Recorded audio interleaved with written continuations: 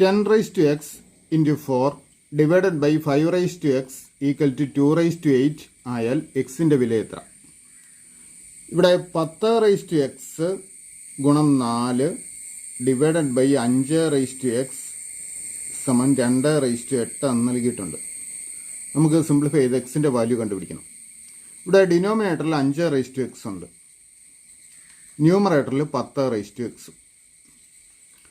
10നെ നമുക്ക് 5 ഗുണം 2 എന്ന് എഴുതാം. അപ്പോൾ ഈ 10 raised to x-നെ 5 ഗുണം 2 the whole raised to x എന്നാക്കാം.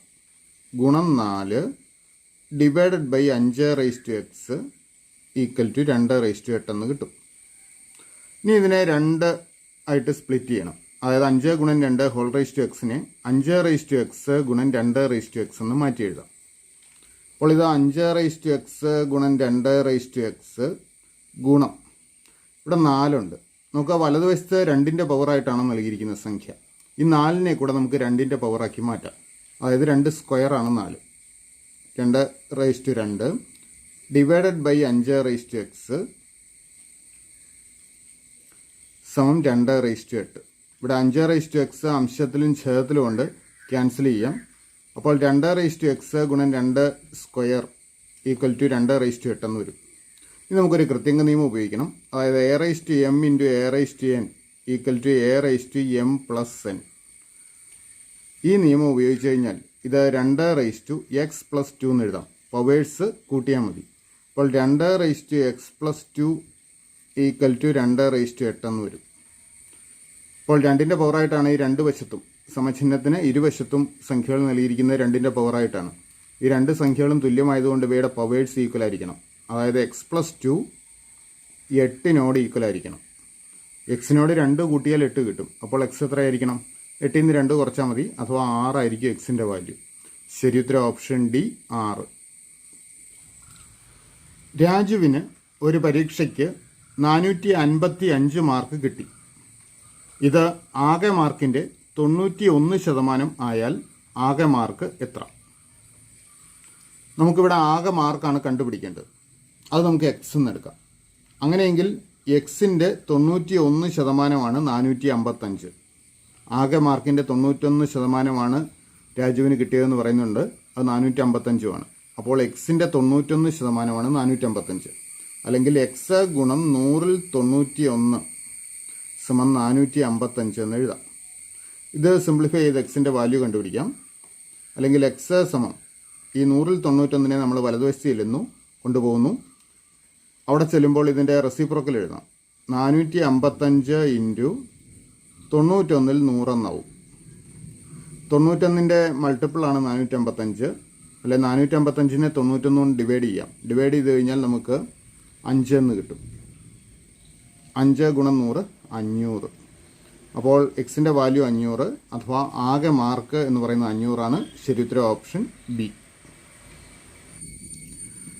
Plus എന്നത് ഗുണനത്തിനെയും ന്യൂനം എന്നത് ഹരണത്തിനെയും ഗുണനം എന്നത് ന്യൂനത്തിനെയും ഹരണം എന്നത് അധികത്തിനെയും സൂചിപ്പിക്കുന്നുവെങ്കിൽ 25 അധികം 5 ഭാഗം 900 ന്യൂനം 90 ഗുണം 100ൻ്റെ വില എത്ര?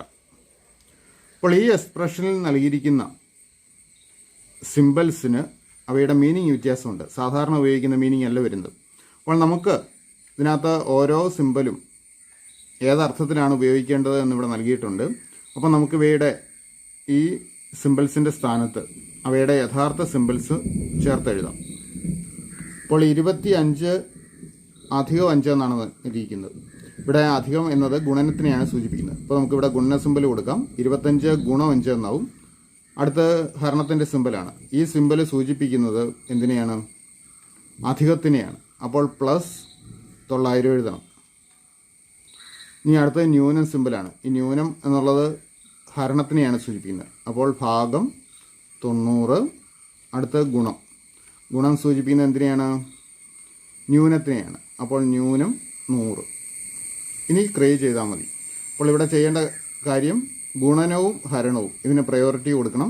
25 ഗുണം 5 125 പ്ലസ് 900 ഭാഗം 90. 90 ഗുണം 10 ആണ് 900. അപ്പോൾ 10 എന്ന് എഴുതണം ഇവിടെ. -100.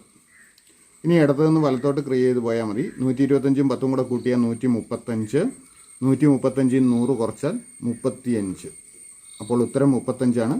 ശരി ഉത്തരം ഓപ്ഷൻ ബി.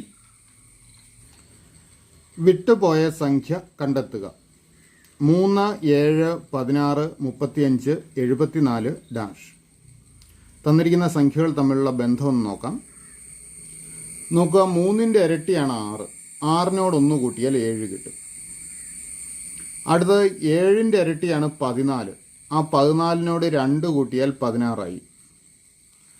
16ൻ്റെ ഇരട്ടി 32. 32നോട് 3 കൂട്ടിയതാണ് 35. 35ൻ്റെ ഇരട്ടി 70. 70നോട് 4 കൂട്ടി 74 ആയി. അപ്പോൾ അടുത്തത് കിട്ടാനായിട്ട് 74ൻ്റെ ഇരട്ടി എടുക്കണം. 74ൻ്റെ ഇരട്ടി 148. അതിനോട് കൂട്ടേണ്ടത് 4 1 5 ആണ്. 148ഉം 5ഉം 153 അടുത്ത് വരേണ്ട സംഖ്യ. ശരി ഉത്തരം ഓപ്ഷൻ എ 153.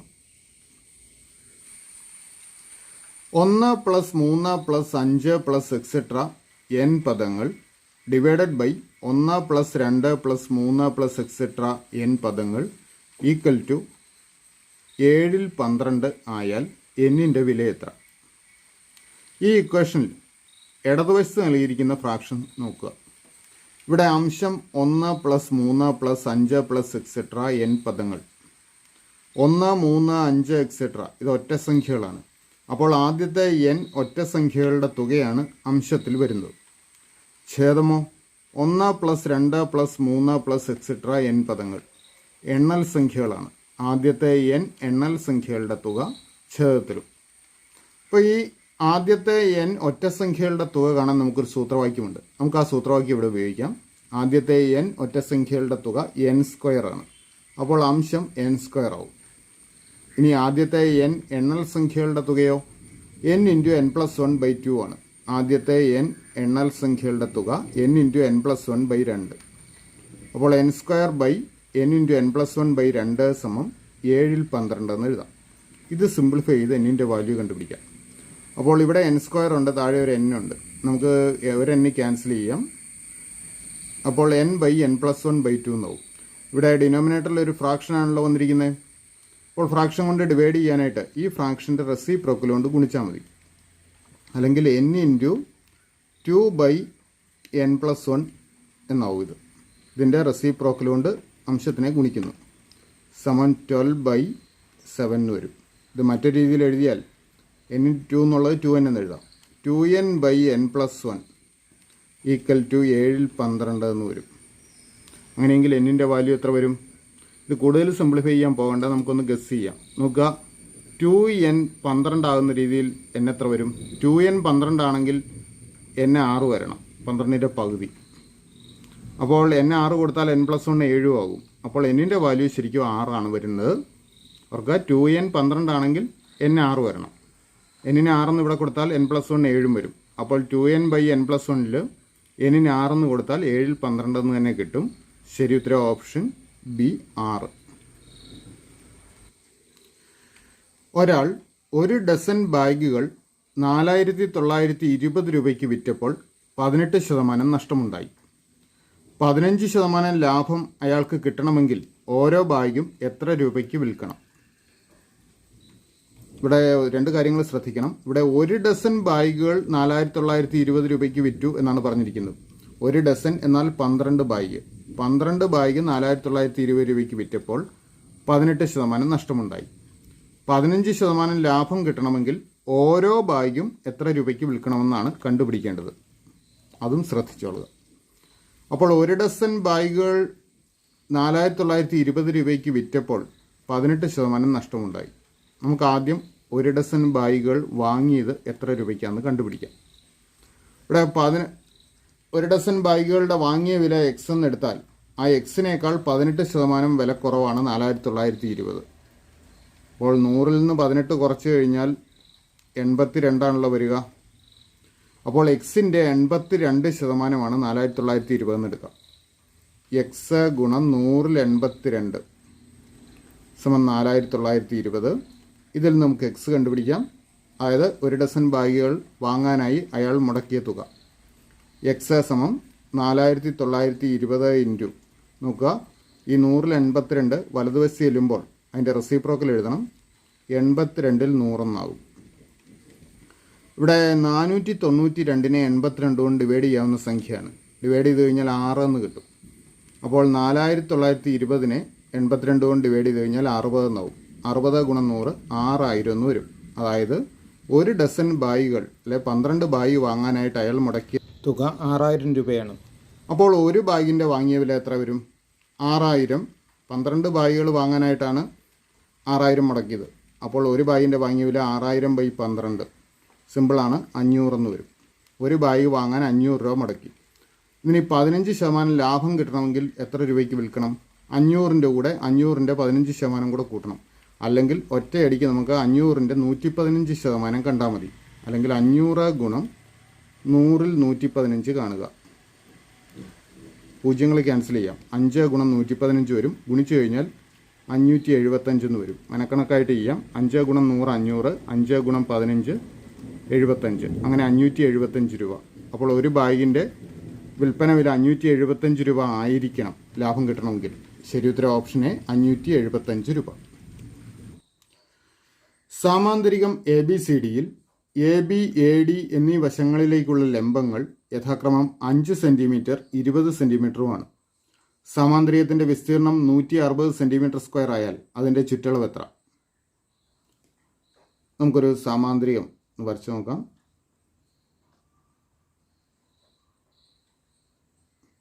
സാമാന്തരികത്തിൻ്റെ പ്രത്യേകത ഓർക്കുക, അതിൻ്റെ എതിർവശങ്ങൾ സമാന്തരവും തുല്യവുമാണ്.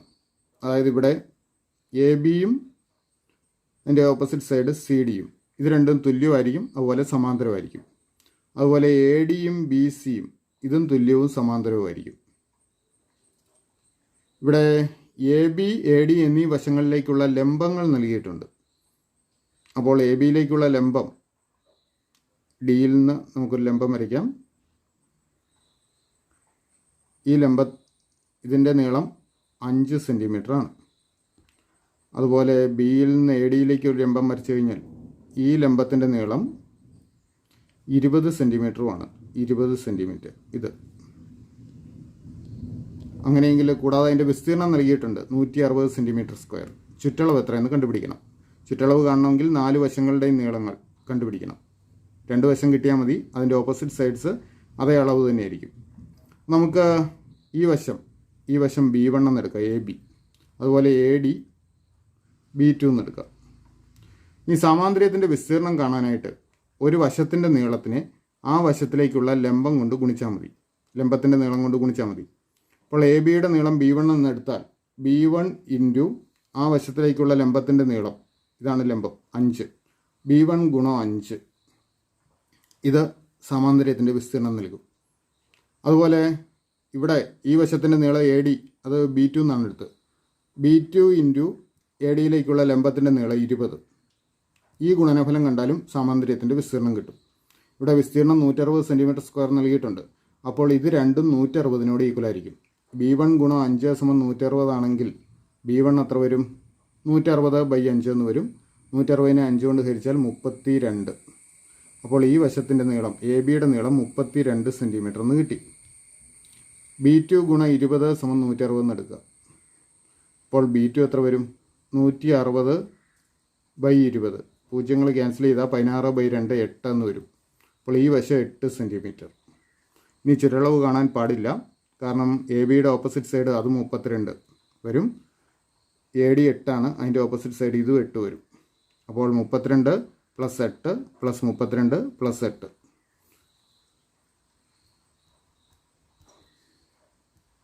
ഇതാണ് ചുറ്റളവ്. 32 8 40, 40 40 80 സെൻറ്റിമീറ്റർ. ശരി ഉത്തരം ഓപ്ഷൻ സി, 80 സെൻറ്റിമീറ്റർ. ഒറ്റയാനെ കണ്ടെത്തുക. 8, 27, 64, 100, 125, 216, 343. അപ്പോൾ ഇക്കൂട്ടത്തിൽ വേറിട്ട് നിൽക്കുന്ന സംഖ്യ കണ്ടുപിടിക്കണം. ഇത് വളരെ പെട്ടെന്ന് തന്നെ ഇതിൻ്റെ പൊതുവായ പ്രത്യേകത നമുക്ക് മനസ്സിലാക്കാം. നോക്കുക, 8, 27, 64 ഇതെല്ലാം ക്യൂബുകളാണ്. 8 എന്നാൽ 2ൻ്റെ ക്യൂബാണ്, 27 3ൻ്റെ ക്യൂബാണ്, 64 4ൻ്റെ ക്യൂബാണ്. 4 3 തവണ ആവർത്തിച്ച് ഗുണിച്ചാൽ 64 കിട്ടും. 125 5ൻ്റെ ക്യൂബ്, 216 6ൻ്റെ ക്യൂബാണ്, 343 7ൻ്റെ ക്യൂബാണ്. ഇതിനിടയ്ക്ക് 100 ഉണ്ട്, അത് 10ൻ്റെ സ്ക്വയർ ആണെന്നേ ഉള്ളൂ. ബാക്കിയുള്ളതെല്ലാം ക്യൂബുകളാണ്. അതുകൊണ്ട് വേറിട്ട് നിൽക്കുന്നത് 100 ആണ്. ശരി ഉത്തരം ഓപ്ഷൻ ബി 100. 2018 ജനുവരി 1 തിങ്കൾ ആയാൽ 2022 ജനുവരി 1 ഏത് ദിവസം? ഇവിടെ 2018 ജനുവരി 1 തിങ്കളാണെന്ന് നൽകിയിട്ടുണ്ട്. നമുക്ക് 2022 ജനുവരി 1 ഏത് ദിവസം എന്ന് കണ്ടുപിടിക്കണം. നമുക്ക് ഇതങ്ങനെ ചെയ്യാവുന്ന. 2018 ഈ ജനുവരി 1 ശേഷം വരുന്ന ദിവസങ്ങളുടെ എണ്ണം എത്രയാണ്? 2018 സാധാരണ വർഷമാണ്. ആകെ ദിവസങ്ങളുടെ എണ്ണം 365. അപ്പോൾ ജനുവരി 1 കൂടെ കഴിഞ്ഞതിനുള്ള ജനുവരി 1 ശേഷമുള്ള ദിവസങ്ങളുടെ എണ്ണം 364 വരും. അത് നമുക്ക് എഴുതാം. 2019 സാധാരണ വർഷം 365 ദിവസം വരും. 2020 അതിവർഷമാണ്, 366 ദിവസം വരും. 2021 സാധാരണ വർഷം 365 ദിവസം. 2022 ജനുവരി 1 വേണ്ടത്. അതുകൊണ്ട് ജനുവരിയിലെ ഒരു ദിവസം കൂടി എടുക്കുക. ഇനി ഇതെല്ലാം കൂടെ കൂട്ടിയിട്ട് അതിനെ 7 കൊണ്ട് ഹരിച്ച് ശിഷ്ടം കണ്ടെത്തിയാൽ മതി. പക്ഷെ അതിലും എളുപ്പമുള്ള ഒരു മാർഗമുണ്ട്. 365 സാധാരണ വർഷത്തിനെ 7 കൊണ്ട് ഹരിച്ചാൽ ശിഷ്ടം വരുന്നത് 1 ആണ്. സാധാരണ വർഷമായ 365 7 കൊണ്ട് ഹരിച്ചാൽ കിട്ടുന്ന ശിഷ്ടം 1 ആണ്. ഇത് ഓർത്തിരിക്കുകയാണെങ്കിൽ എളുപ്പമുണ്ട്. 364 7 കൊണ്ട് ഹരിക്കാവുന്ന സംഖ്യയാണ്. അതുകൊണ്ട് ഇവിടെ ശിഷ്ടം 0 ആയിരിക്കും. 366 ഹരിച്ചാലോ? 365 ഹരിച്ചാൽ ശിഷ്ടം 1 വരും. 366 ഹരിച്ചാൽ ശിഷ്ടം 2 വരും. വീണ്ടും 365 ഹരിച്ചാൽ ശിഷ്ടം 1. 1 ഹരിച്ചാൽ 7 കൊണ്ട് ഹരിച്ചാൽ ശിഷ്ടം 1 തന്നെ. ഈ ശിഷ്ടങ്ങൾ കൂട്ടിയെടുത്താൽ മതി. അപ്പോൾ 2 1 3 2 5 എന്ന് കിട്ടും. 5 ആണ് ശിഷ്ടങ്ങളുടെ തുക. ഇതിനെ വീണ്ടും 7 കൊണ്ട് ഹരിച്ചാലും 5 തന്നെ കിട്ടുള്ളൂ. അപ്പോൾ ഈ തിങ്കളാഴ്ചയോടുകൂടി 5 ദിവസം കൂടെ ചേർത്താൽ നമുക്ക് വേണ്ട ഉത്തരമാകും. തിങ്കളിനോടുകൂടി 5 ചേർത്ത് കഴിഞ്ഞാൽ ചൊവ്വ, ബുധൻ, വ്യാഴം, വെള്ളി, ശനി. ശനിയാഴ്ചയാണ് ഉത്തരമായി വരിക. ശരി ഉത്തരം ഓപ്ഷൻ സി ശനി. ഒരു പ്രത്യേക കോഡ് ഭാഷയിൽ ക്യാറ്റ് എന്നത് 9 ഡിയർ എന്നത് 11 കോഡ് ചെയ്തിരിക്കുന്നു. എന്നാൽ ഈ കോഡ് ഭാഷയിൽ എലഫൻറ്റ് എന്നത് എങ്ങനെ രേഖപ്പെടുത്തും? ഇവിടെ ക്യാറ്റിന് നൽകിയിരിക്കുന്ന കോഡ് 9 ആണ്. ഡിയർ